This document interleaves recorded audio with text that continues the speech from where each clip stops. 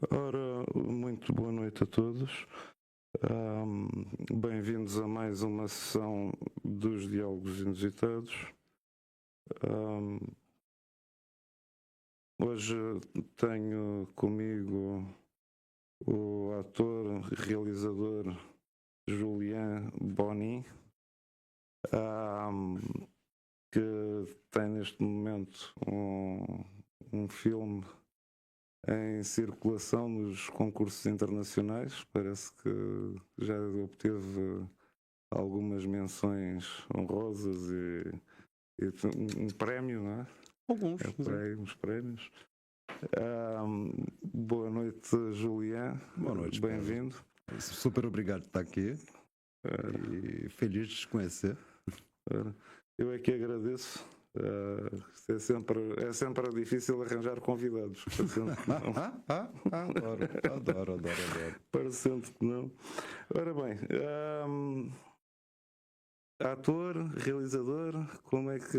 Não, ator de jeito nenhum. Não. O que acontece? Eu me envolvi em performances e aqui em Portugal. Antes eu nunca tinha pensado em fazer nada do gênero. Mas em 2021 eu me envolvi numa performance da Mônica Calli. Depois eu vim a conhecer o Thiago Vieira, que faz na Latuaria aqui perto. Não é longe daqui, subindo Martim Muniz. Mas assim, meu interesse nunca foi ser de teatro. Nunca foi atuar, pelo menos. Hoje em dia eu me pergunto assim, será que meu interesse era fazer cinema? Também não sei. Mas há alguns anos que eu fiz o meu primeiro curta e fiz alguns outros depois. E em 2021 eu comecei o trabalho que deu origem a esse filme, que é o Muitos Morrem Tarde Demais. Esse trabalho foi se amplificando até virar um longa-metragem de 63 minutos. Ele foi se amplificando e aqui eu não posso deixar de agradecer 1000 vezes a minha orientadora, Marta Mendes, da Escola Superior de Teatro e Cinema, que é de uma generosidade e é de um brilhantismo enorme. Então, assim, foi com quem eu pensei esse projeto. Ora bem. Portanto, o filme chama-se Muitos Morrem Tarde Demais. Uhum. Não está no circuito comercial. Não, nem vai estar. Não vai estar. É um filme para cineastas, para cinéfilos, não é? No fundo. Não é um filme para todos. Quando você me diz isso, que não é um filme para todos, eu fico muito lisonjeado, porque assim, o título do filme é maravilhoso. Por que eu digo que o título do filme é maravilhoso? Porque não é meu. O título do filme é uma frase tirada do Zaratustra, de Nietzsche. Em que ele tem um capítulo em que ele prega o suicídio. E em que ele diz, muitos morrem tarde demais. Eu sou licenciado em filosofia, abandonei o mestrado em filosofia faltando um mês para terminar. Agora, eu fui fazer filosofia por causa desse capítulo. Eu, com as minhas questões depressivas e tudo mais, sempre disse, a saída, a última saída é um suicídio. E esse capítulo justamente é o capítulo em que Nietzsche diz não só que você tem que se suicidar, você tem que se suicidar na hora certa. Ora bem. O filme é uma autoficção. Completamente.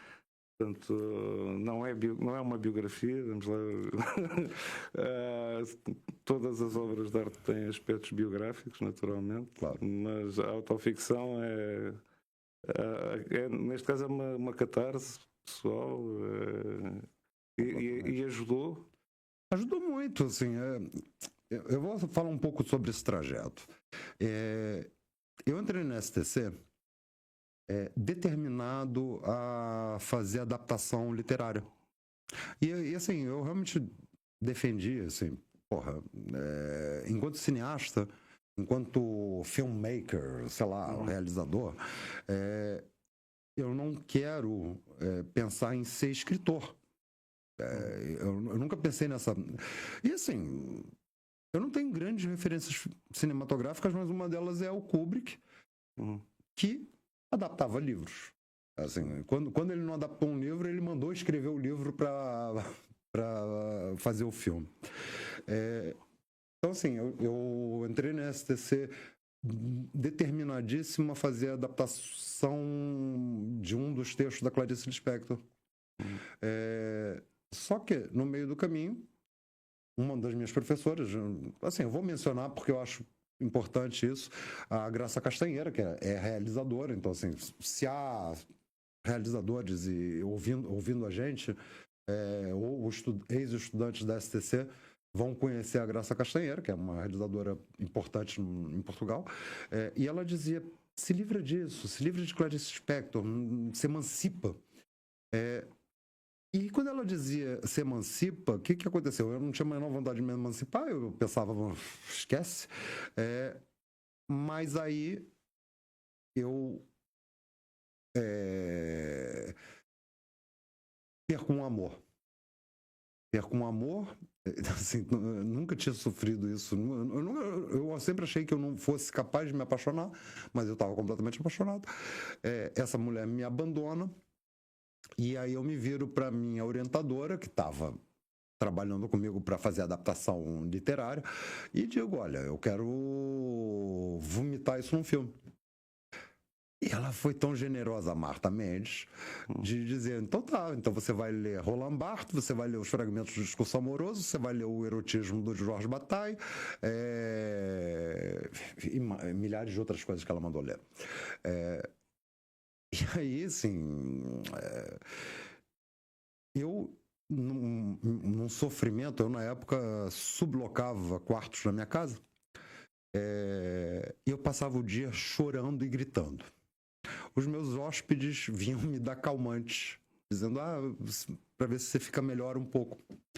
E eu ficava lá chorando e gritando e lendo os fragmentos do discurso amoroso. E cada trecho que eu li, assim, é isso, é igual, sou eu. Então, assim, foi um guião escrito nessa dor toda. Não foi um guião completamente ingênuo, porque ele tinha um pensamento por trás. Mas ele é um... Eu não deixaria de dizer que ele é um vômito de uma grande dor. Ora, como é que a pessoa concilia o ser criador e objeto da própria arte? Neste caso, há a exposição, não é? Como é que a pessoa concilia? Isso faz parte do processo? Surgiu naturalmente? Havia alguma ideia de usar outra pessoa como ator? Sim. O que acontece? Bom, nesse processo, esse filme ele é constituído de filmagens de uma precariedade enorme, feitas num iPhone 11,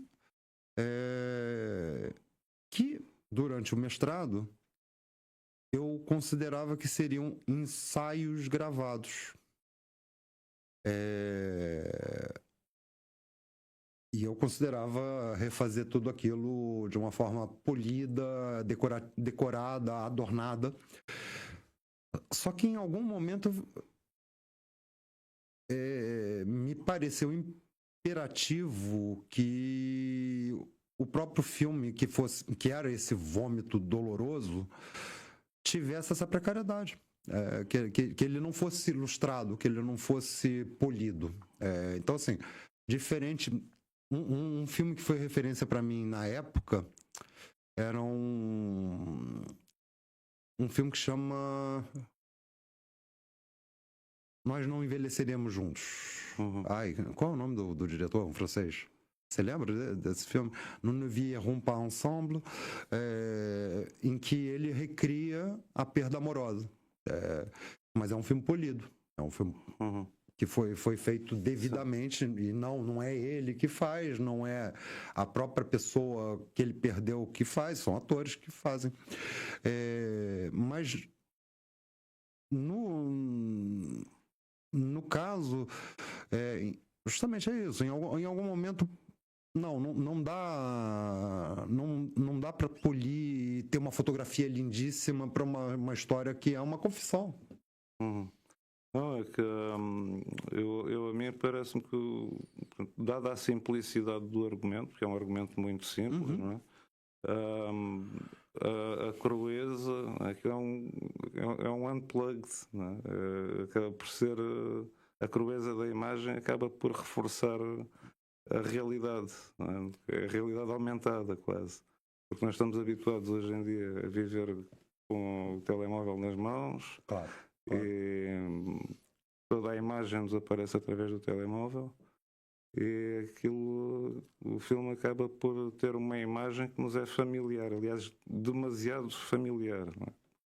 Sim, com câmera automática que perde o foco e que volta o foco e que perde a luz e bom.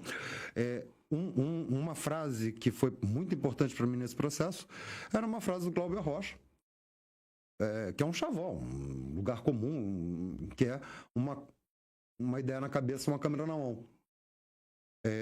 Só que, justamente, quando o Glauber Rocha dizia isso nos anos 60, era uma câmera, uma Arri,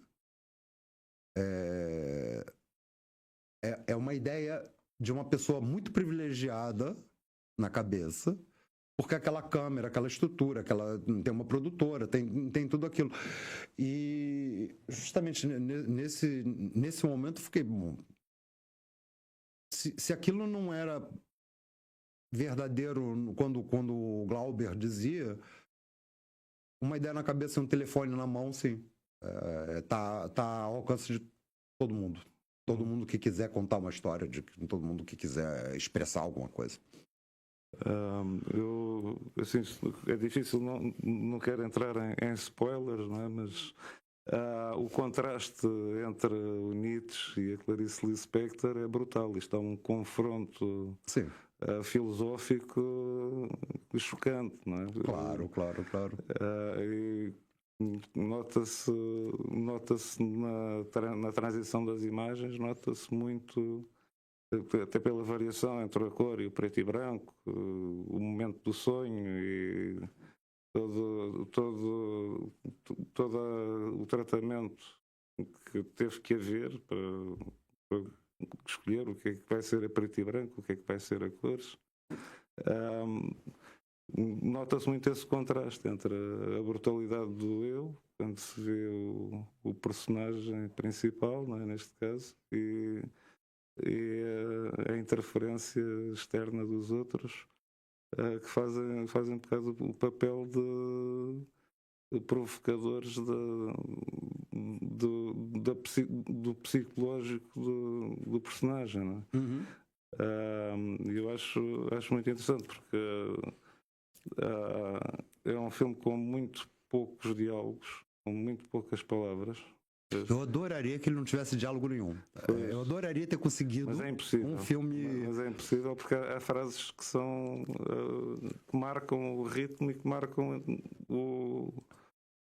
o significado do filme, não é? Eu digo sem entrar em spoilers. Não é? Então, mas sem entrar em spoiler, é engraçado que quando a minha orientadora, Marta Mendes, começou a falar, olha, o que você faz é feito há alguns anos, é autoficção. Eu não tinha a menor vontade de ler sobre autoficção, não tinha vontade de estudar sobre isso. Agora, o que eu acho muito maravilhoso da autoficção? Porque assim, o cinema é aquela loucura, e eu dou um exemplo muito concreto. Em 2004, eu estagiei pela primeira vez num longa-metragem, a partir do qual eu passaria a ser assistente de arte em cinema. Bom, nesse estágio, era um filme dos anos 60, passado nos anos 60, e um dos nossos dias de trabalho da equipe inteira, daquela equipe imensa de um longa-metragem. Então, assim, nós do departamento de arte nos encarregamos de esvaziar a rua inteira, tirar rigorosamente todos os carros da rua. Isso com uma licença junto à Câmara. Bom. Na sequência, tirarmos todas as evidências dos anos 2000, 2004. Então, todas as placas da rua. Aí, o departamento de elétrica monta andaimes para montar as luzes todas que vão iluminar aquela rua. Por quê? Para uma cena de alguns segundos em que uma motocicleta vai passar. Uma motocicleta com sidecar. Isso no filme dura alguns segundos. Então, assim, o cinema tem essa loucura. A autoficção permite o acaso. Então,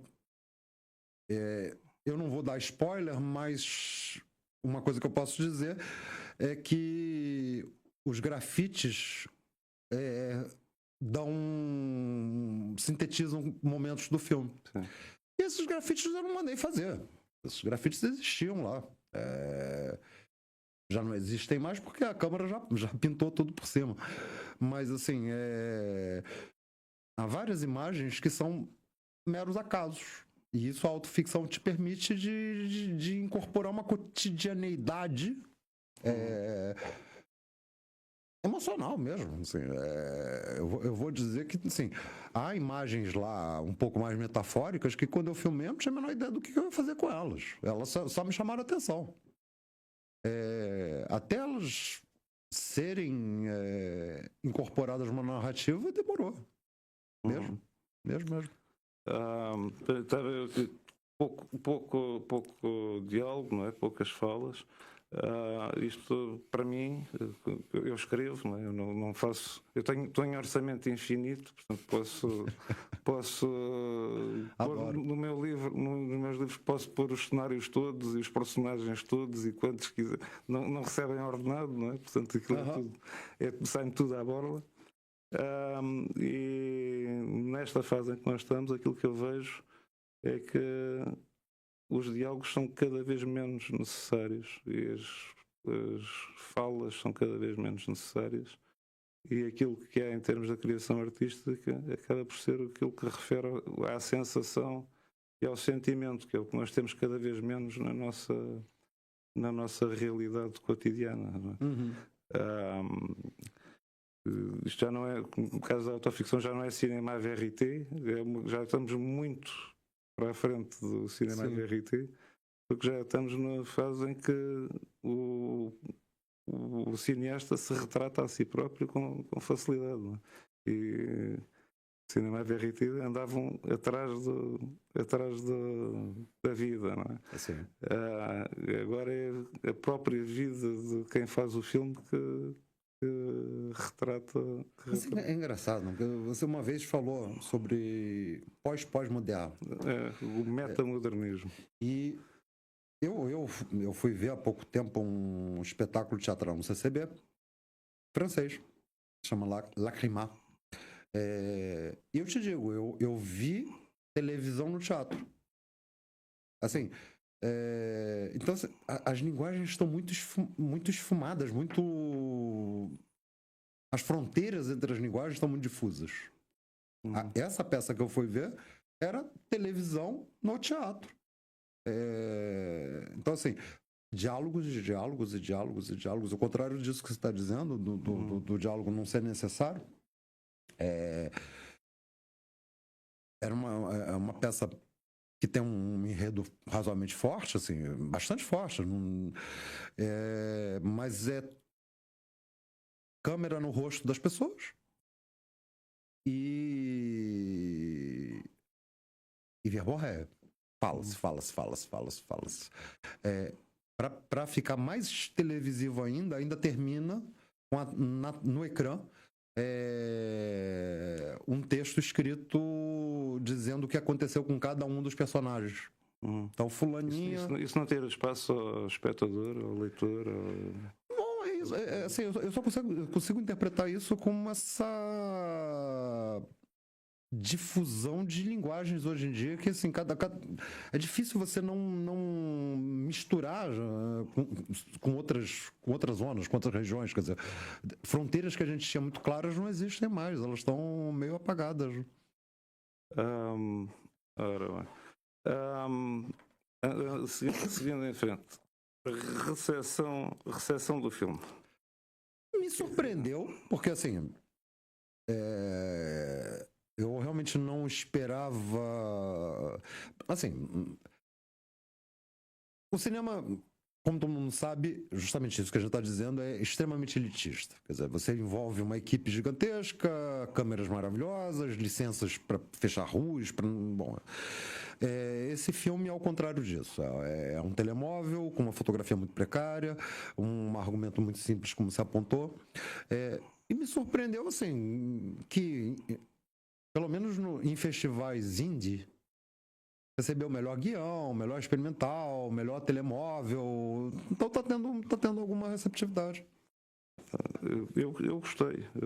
Eu fico muito feliz de ouvir isso, Pedro. Assim, a gente não quer que todos gostem, mas algumas pessoas, e tu estás dentre essas, eu fico muito feliz de ouvir isso de ti. Ora bem. Então eu vou esclarecer aqui um bocadinho, Claro.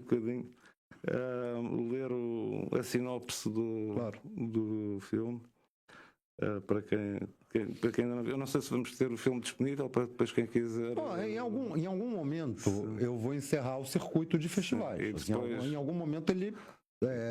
E eu vou trabalhar num outro filme e, bom, a coisa se encerra de uma forma... Ele tem o seu ciclo natural, né? Portanto,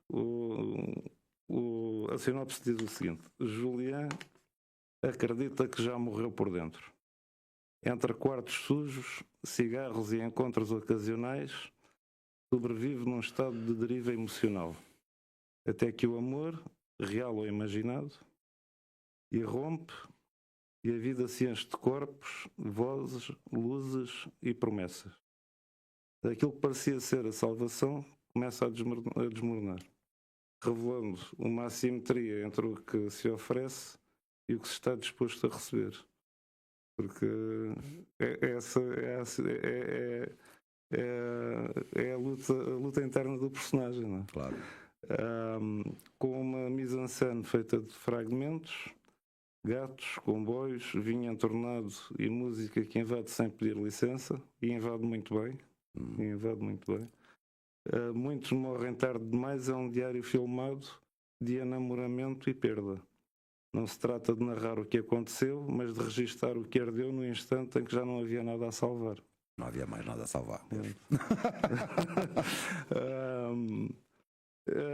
Eu acho que, do ponto de vista do espectador,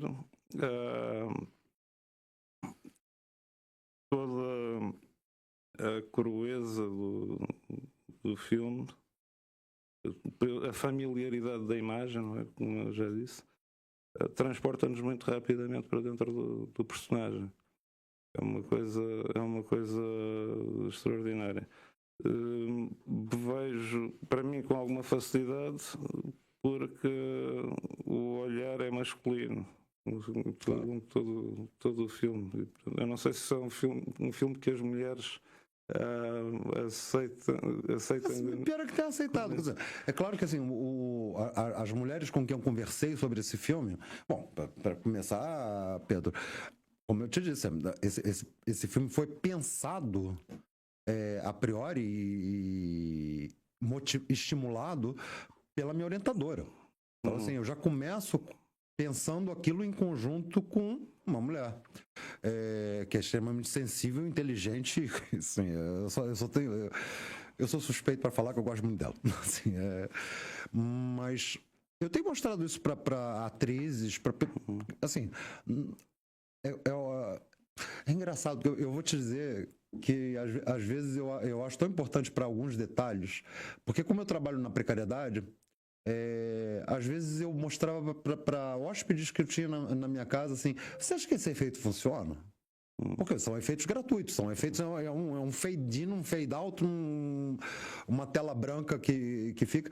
E sim, as pessoas acham que funciona. Mas, Eu acho que funciona muito bem. Assim, aquilo que eu vejo, vamos lá ver o que é que eu quero dizer com isto.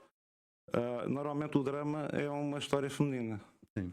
Claro. E nós aqui vemos o drama do lado do homem, que é uma coisa extremamente invulgar. Não é? Os homens no cinema são sempre heróis e a história acaba sempre bem. Os brutos também amam. Os brutos também amam, não é? Mas de forma que nós vemos o crescendo da tragédia do ponto de vista masculino, que é uma coisa menos comum, sim. Menos comum, não é? E isso, acho que isso também atrai um bocado a atenção. Eu achei excepcional. É engraçado que você toca num ponto-chave, e eu acho que isso não seria um spoiler, mas tem um momento em que eu digo claramente: tudo que eu queria ter sido era um macho alfa. E não fui, não sou James Bond. Não, a progressão psicológica do personagem indica precisamente isso. Aliás, é uma história, um argumento que vence pela normalidade da vida. Aquilo é uma coisa que pode acontecer a qualquer um. E as consequências também. E, portanto, documentar esta ideia é importante para também se poder fazer alguma reflexão e para transportarmos para dentro de nós aquilo que podia ter sido, o nós que podia ter morrido e que não morreu. Não? Bom, é interessante você mencionar esse ponto, Pedro, porque assim,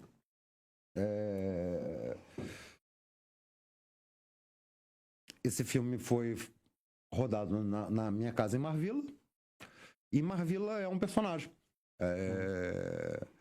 Num primeiro momento, eu cheguei a apresentar o prólogo desse filme no Cinema São Jorge. Só o prólogo.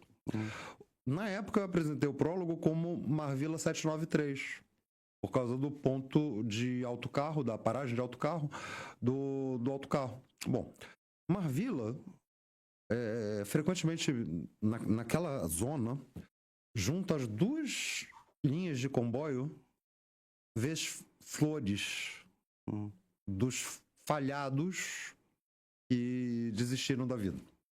Então, assim, é razoavelmente frequente passares pela linha de comboio em Marvila e haver as flores. Então, assim, sim, é algo que pode acontecer.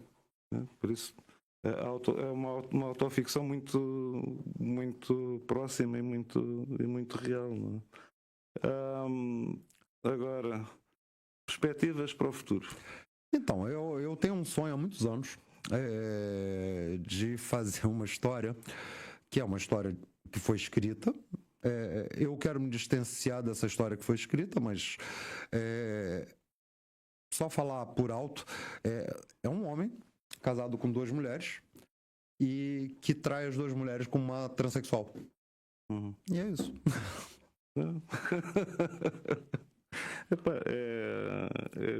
Cabe perfeitamente dentro do movimento do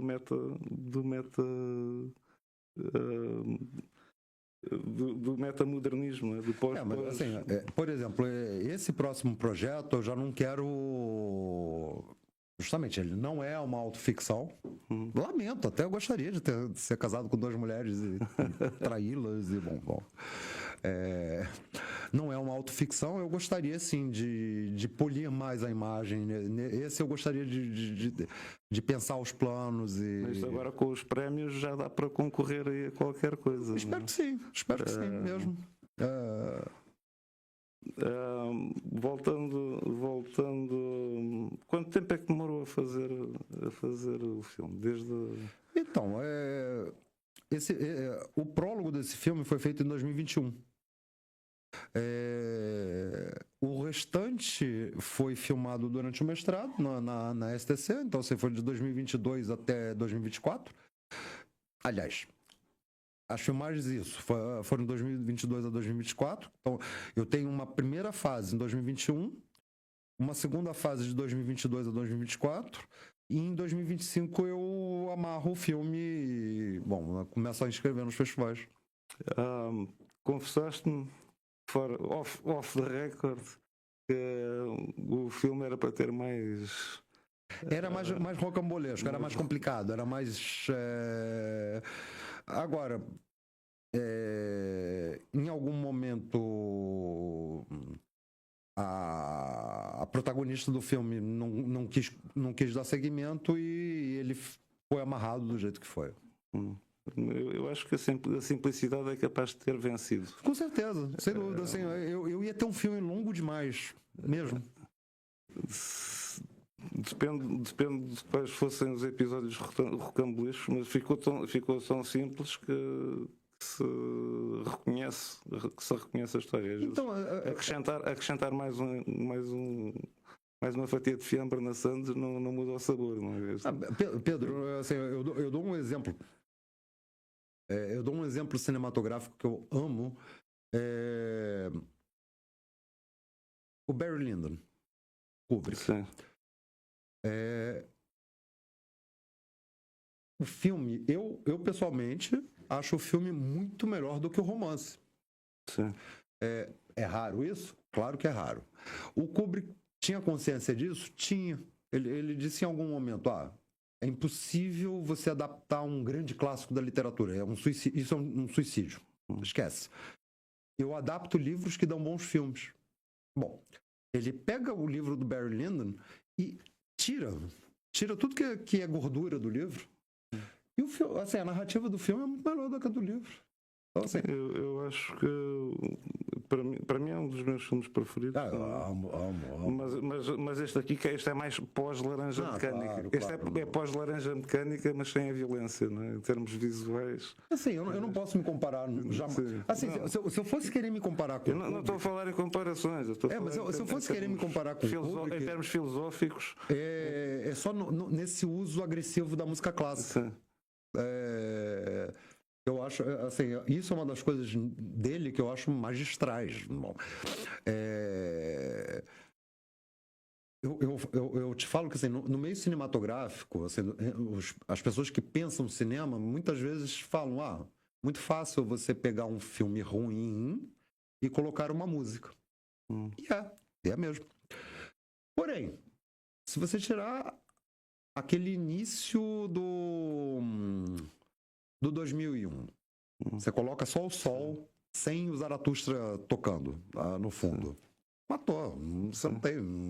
Assim, a imagem é forte?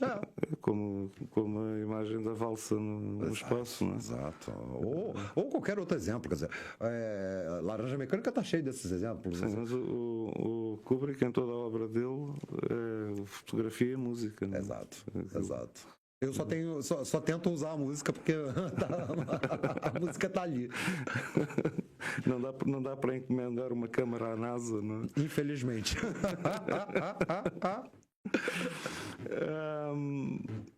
Relativamente à produção do filme, houve algum pensamento? Pensaste no público ou só pensaste Não. Público esquece. Puramente não comercial. Puramente não comercial. Arte pura, não é? Assim, uma das alegrias da precariedade é que você não. Então, a Marta me fez tomar conhecimento do Alain Cavalier. Para quem não sabe, é um cara que começou na Nouvelle Vague.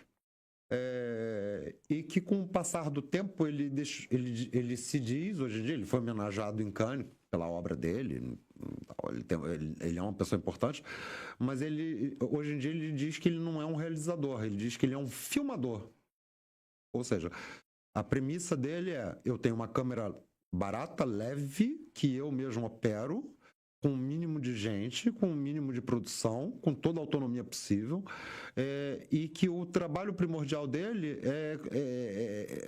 é quase que um pianista praticar piano diariamente, ele filma diariamente. Justamente fora dessa loucura do cinema que é eu vou ter que emular o universo inteiro dentro da minha narrativa. Então, assim, o Cavalier é não só de autoficção, mas esse conceito do filmador eu acho muito bonito, porque é assimilar o fortuito, o acaso. Cinema é tudo menos acaso, né? Cinema profissional é tudo menos acaso. Você tem aquelas horas lá com aquele bando de profissional ganhando muito bem, em geral, e aquilo tem que ser perfeito e impecável no mínimo tempo possível. Ao ponto da cinematografia, de escolher qual é que é a cor do palito que se vai pôr em cima da mesa. Não é? Exato.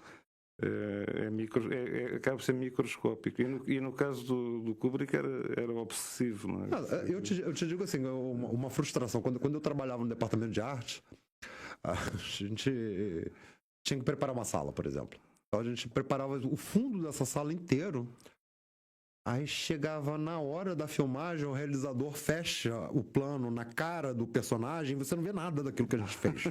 Então, assim, horas de trabalho e, bom, de escolhas, de cada objeto pensado, não aparece nada. Já tenho visto quem se tenha queixado mais disso. Parece que é muito, muito comum. Relativamente aos personagens, é um primeiro filme, não é? Realizado num contexto de escola. Como é que... Não. Assim, meu primeiro filme é engraçado. Eu estudei cinema sem muita vontade de estudar cinema. Eu estudei cinema entre 2004 e 2006, no Rio de Janeiro. Quando eu estava na escola, foi quando uma produtora me cooptou para trabalhar no departamento de arte. Então eu não acabei o curso. Fui trabalhar set, pré-produção, tudo, assim, uma rotina massacrante. E meus colegas morriam de inveja de mim. Eles diziam, porra, o Julián é o único que nunca trabalhou num curta. Eu trabalhava em filme profissional. Só que depois que eu saí dessa escola, eu comecei a namorar a fundadora da escola. E comecei a fazer coisas para a escola. E dessas coisas, em 2009, foi o ano da França no Brasil. A embaixada francesa mandou um call para a escola, dizendo, os alunos que quiserem fazer homenagens ao cinema francês. Bom, eu pensei, porra, vou fazer. Não fiz o meu curta de conclusão de curso, vou fazer. E aí eu fui assim, mas o que eu lembro de cinema francês? Eu não lembrava de nada. Eu estudei escola francesa, quer dizer, Julien é por conta de ascendência francesa. Aí eu lembrei de uma frase que era assim, eu odeio homens. Quando um homem se senta do meu lado, no autocarro, eu mudo de lugar. Eu tinha visto esse filme quando eu tinha 18 anos. Aí dou a procurar que filme que era esse. Afinal, o filme era A Noiva Estava de Preto, do Truffaut. E aí, em 2009, eu fiz uma curta que homenageia esse filme. Já usando o mesmo recurso, o mesmo dispositivo deste filme de agora, de o filme ser sintetizado por um aforismo. O aforismo que eu usava na época, nesse filme, é algo que eu traduzi livremente para minha conveniência, e aí é a liberdade que você está fazendo cinema e não filosofia ou não tradução, que é assim o homem quer a mulher dócil, mas a mulher como a felina é tudo menos dócil. Então assim, eu sintetizava esse curta com esse aforismo no meio do filme. E esse dispositivo sempre ficou muito forte em mim e pela primeira vez eu pude extrapolá-lo, quer dizer, usar vários capítulos. Como eu te disse, e como você lembrou, Muitos Morrem Tarde Demais teria muitos mais capítulos do que teve. Foi melhor assim, ficou mais econômico. Ficou em 3 atos só. Exato. E acaba por simplificar positivamente. Não é? Eu acho- Mas assim, a previsão inicial era de 10 capítulos, 12. Assim, eu tinha uma motivação de fazer os 12 capítulos por causa de um filme do Godard. Qual é o filme? Mas o Godard tem um filme em 12 capítulos que cada capítulo é um texto, um pensamento e música. Então, assim, eu achei, se o Godard fez, tantos anos depois eu faço também com 12 capítulos. Mas voltando, o filme é, como dizem os franceses, risqué. Né? É risqué. Como é que se leva os personagens, os atores, as atrizes que contracenam a colaborar num projeto inicial destes? Bom, assim, lembrando, a gente tem porque eu que disse logo no início dessa entrevista, não sou ator, porque eu não tenho credibilidade para convencer ninguém a fazer uma história dessa, então fui eu. A protagonista era minha namorada e ela que é retratada. Assim, esse filme foi concordado entre nós de usarmos os nossos nomes verdadeiros. Então, assim, são os nossos nomes. E fora isso, eu tive uma terceira atriz que faz um pequeno papel secundário. Exato, muito secundário. Quer dizer, então, assim, em termos de elenco, é muito reduzido. Somos 3, sendo que a ação está toda concentrada nos 2, no caso. Portanto, acaba por ser intimista, não é? Completamente. Um retrato muito completamente. Intimista. Passa um bocadinho além da autoficção e entra na fronteira da vida pessoal, não é? É claro que assim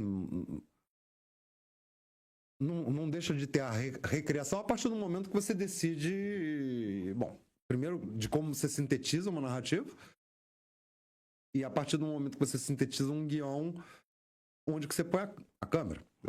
Então tá, agora a gente vai lembrar aquilo que aconteceu tal dia. Mas sim, tem esse caráter completamente intimista, sim. Eu acho que isso talvez seja a maior força do filme, é esse caráter.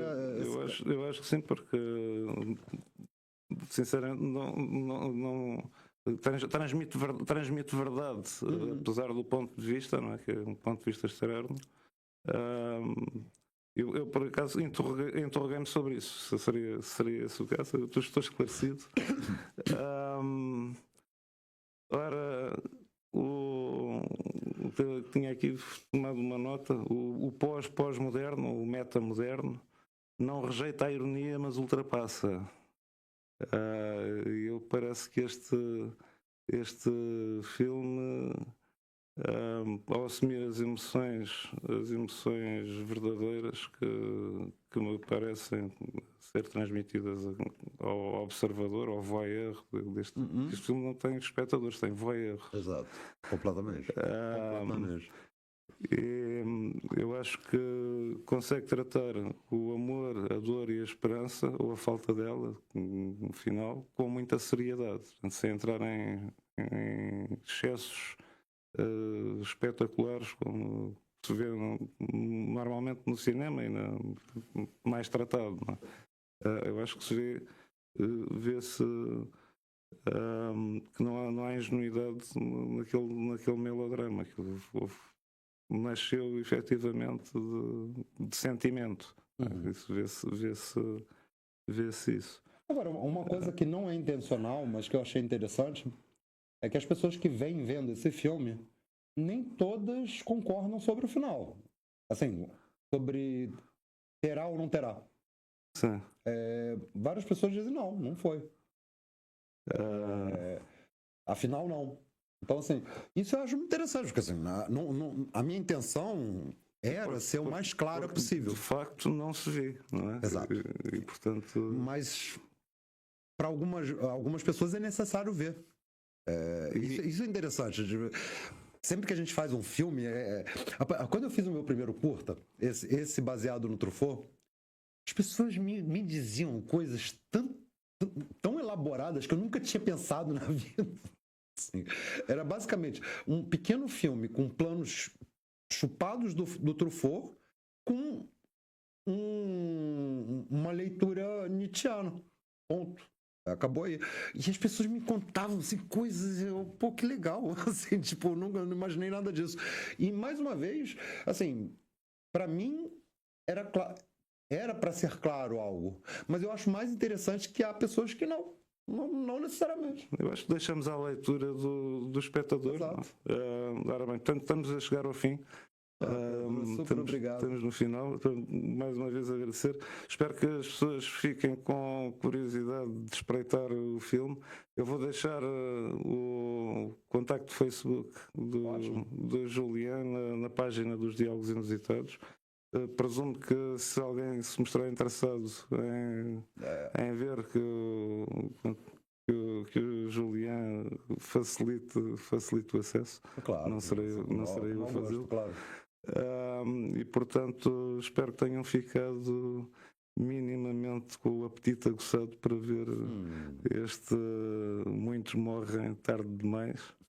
E portanto, vou encerrar agora, vamos despedir todos. Mais uma vez, muito obrigado. Uma vez, obrigado, Pedro. Foi um gosto enorme. Obrigado a todos os que nos fizeram companhia ao longo desta hora. Dentro de 15 dias estarei de volta. Vou falar sobre o passado industrial da CUF. Terei o prazer da presença. Bom, tens um novo auditor agora. Do professor Jaime Palma. E cá estaremos de novo dentro de 15 dias, quinta-feira, às 22 horas. E agora estou em guerra aqui com a técnica por causa do meu som de encerramento. Vamos lá ver se isto sai. Amigo, senta e ouve diálogos inusitados entre palavras e fados no ritmo suave encantado. Fica um mundo desvendado, um diálogo inusitado. Diálogos inusitados. Bem-vindo, amigo, senta e ouve diálogos inusitados entre palavras e fados no ritmo suave encantado. Fica um mundo desvendado num diálogo inusitado. Diálogos inusitados. Diálogos inusitados. Diálogos inusitados.